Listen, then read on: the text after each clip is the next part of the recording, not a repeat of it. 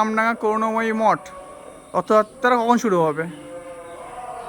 আমাদের করুণাময়ী মঠ শুধু উত্তর চব্বিশ পরগনা তা নয়, সারা ভারতবর্ষের এক ঐতিহ্যবাহী মঠ। প্রায় 500 বছর প্রাচীন এই মঠ, প্রায় আনুমানিক 500 বছরের কাছাকাছি এই মঠের বয়স।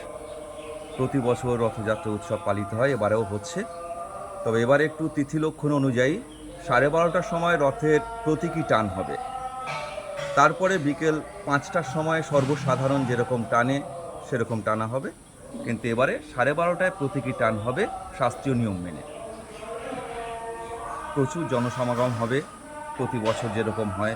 ছোট মেলাও বসেছে, সবটাই ধর্মীয় আচার অনুষ্ঠান মেনে হয়।